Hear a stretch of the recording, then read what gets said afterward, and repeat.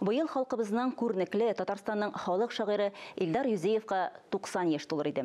Шул уңайдан шушы көннәрдә республиканың милли китапханәсендә хуш инде дип исемләнгән шагыйрьне искә алу кичәсе булып узды.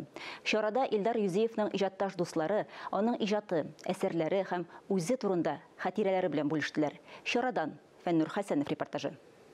Татарстан Республикасының халык шагыйре Габдулла Тукай исемендәге дәүләт премиясе лауреаты Илдар Юзеевның иҗаты гаҗәеп киң кырлы.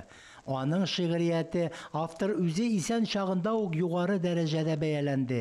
Ул әдәбиятка 1950 елларда килеп, таныш моңнар поэмасы белән таныла. Илдар Юзеев ул бик күп шагыйрьләрнең остазы. Менә мин үзем дә аның димләве белән әдәбиятка, шигъриятка килеп кергән кеше. Әдәбиятның алгырышында бик зур эшләр эшләгән кеше. Илдар Юзеев 40-тан артык шигырь, поэма, пьеса җыентыклары авторы. Моннан тыш балалар өчен шигырьләр, мәкаләләр җыентыклары да бар. Илдар Юзеев драматургта, аның әсәрләре төрле театр сәхнәләрендә куела. Ул шын мәгънәсендә ул чорында Токташ дәвамчысы иде. Токташ. Шуннан Хәсән Туфан мәктәбендә тәэсир эшләде. Аларына бирәк Тукайның әйб лаеклы шәкерте булды.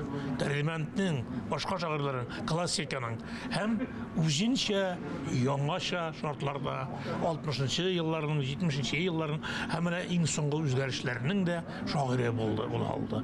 Кичәдә күренекле язучылар, шагыйрь-шагыйрәләр, артистлар Илдар Юзеев иҗатын яраткан тамашачылар катнашты. Фәннур Хәсәнов, Александр Решеткин, Татарстан яңалыклары.